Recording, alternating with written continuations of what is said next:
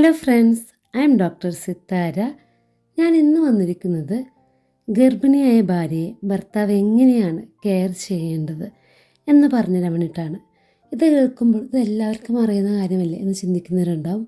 പക്ഷേ ഇങ്ങനെ ചെയ്യാത്ത, ഇതുപോലെ കെയർ ചെയ്യാത്ത ഒരുപാട് ഭർത്താക്കന്മാരുണ്ട്. അപ്പോൾ ഗർഭകാലം എന്ന് പറയുന്നത് ഒരുപാട് മൂഡ് ചേഞ്ചൊക്കെ ഉള്ളൊരു ടൈമാണ് അല്ലേ. അപ്പോൾ നമുക്ക് ഫിസിക്കലി മെൻ്റലി ഒരുപാട് ചേഞ്ചുകൾ സംഭവിക്കുന്ന ഒരു ടൈമാണ്. അപ്പോൾ ഈ ടൈമിൽ ഒരു സ്ത്രീ ആഗ്രഹിക്കുന്നത് അവരുടെ ഹസ്ബൻഡിൻ്റെ കെയറാണ് കൂടുതലായിട്ട്. ഹസ്ബൻഡ് മാത്രമല്ല, കുടുംബം സപ്പോർട്ട് ചെയ്യണം, കെയർ ചെയ്യണം. പക്ഷേ അവർ കൂടുതൽ ആഗ്രഹിക്കുന്ന ഹസ്ബൻഡിൻ്റെ കെയറാണ്.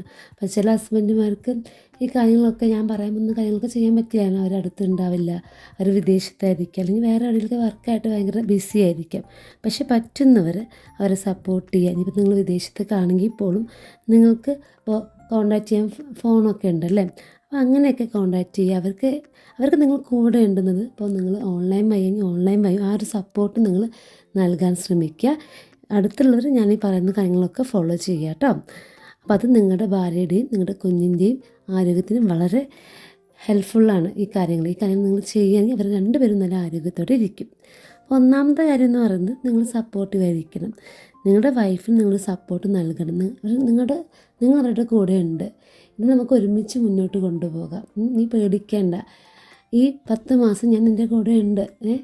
ലേബറൊന്നും വലിയ പ്രശ്നമുള്ള കാര്യമില്ല, ഞാൻ നിൻ്റെ കൂടെ ഉണ്ട്. ആ സപ്പോർട്ട് നിങ്ങൾ മനസ്സിൽ വിചാരിക്കുന്നുണ്ട്, പക്ഷെ നിങ്ങൾ അത് പ്രവൃത്തിയിലും കാണിക്കുന്നുണ്ട്. പക്ഷെ നിങ്ങൾ പറയുന്നില്ല. പക്ഷെ അവരാഗ്രഹിക്കുന്നത് നിങ്ങൾ പറഞ്ഞ് അവരെ കയ്യിൽ നിന്ന് പിടിച്ച് സപ്പോർട്ട് ചെയ്യുന്നത് ഒരു സ്ത്രീ ആഗ്രഹിക്കുന്നുണ്ട്. അപ്പോൾ നിങ്ങളുടെ ഭാര്യ ആഗ്രഹിക്കുന്നത്, പ്രത്യേകിച്ച് സ്ത്രീകൾ അധികവും ഇങ്ങനെയുള്ള കാര്യങ്ങൾ ആഗ്രഹിക്കുന്നവരാണ്.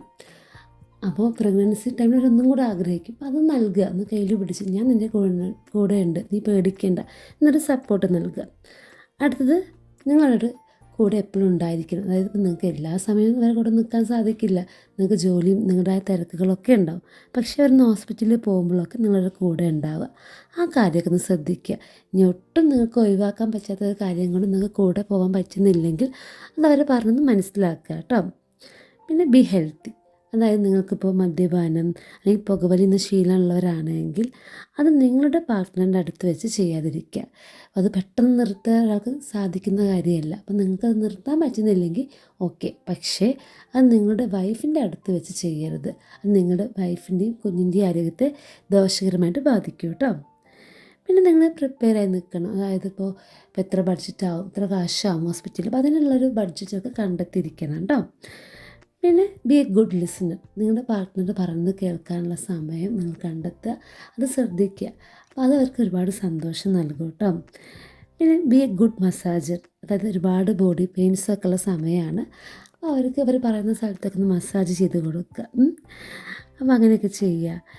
പിന്നെ ഇപ്പോൾ ഇതിനായിട്ട് ഒരുപാട് ക്ലാസ്സുകളുണ്ടല്ലേ, ആൻറ്റിനാറ്റൽ ക്ലാസ്സസ് ഒക്കെ ഉണ്ട്. അപ്പോൾ അത് നിങ്ങളുടെ പാർട്ട്ണർ പോകുമ്പോൾ അതിൻ്റെ കൂടെ നിങ്ങളും പോകും. അവരെ മാത്രം പറഞ്ഞയക്കാതെ അവരുടെ കൂടെ നിങ്ങളും പോവുക. ഡോക്ടറോട് അവരുടെ ഹെൽത്തിനെ കുറിച്ചൊക്കെ ചോദിച്ചറിയുക. അങ്ങനത്തെ കാര്യങ്ങളൊക്കെ ചെയ്യാം. പിന്നെ ഇതൊക്കെ തന്നെയാണ് പ്രധാനപ്പെട്ട കാര്യം കേട്ടോ.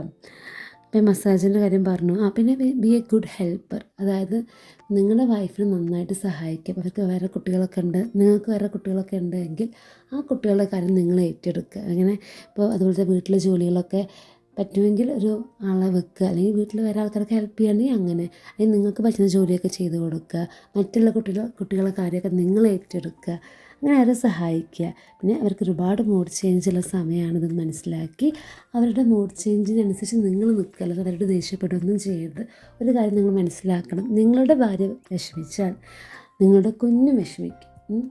അമ്മ കരഞ്ഞാൽ, ഗർഭിണിയായ അമ്മ കരഞ്ഞാൽ ഗർഭസ്ഥ ശിശുവും കരയുമെന്നാണ് പറയുന്നത്. അപ്പോൾ അവരെ മാക്സിമം ഹാപ്പി ആയിട്ട് ഇതിലൂടെ കൊണ്ടുപോകുക. പിന്നെ അവർക്ക് ഇപ്പോൾ ചെറിയ യാത്രകളൊക്കെ ചെയ്യാൻ പറ്റുമെങ്കിൽ യാത്ര ചെയ്യുക, അവർക്ക് ഇഷ്ടമുള്ള കാര്യങ്ങൾ ചെയ്യാൻ നിങ്ങളും കൂടെ നിൽക്കുക.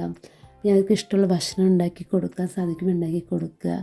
അധികം ഹോട്ടൽ ഫുഡൊക്കെ അവോയ്ഡ് ചെയ്ത് നിങ്ങൾ തന്നെ ഭക്ഷണം ഉണ്ടാക്കി കൊടുക്കുക. അല്ലെങ്കിൽ വേറെ ആർക്കെങ്കിലും ഉണ്ടാക്കി കൊടുക്കാൻ സാധിക്കുമെങ്കിൽ അവരെ കൊണ്ട് ഉണ്ടാക്കി കൊടുക്കുക.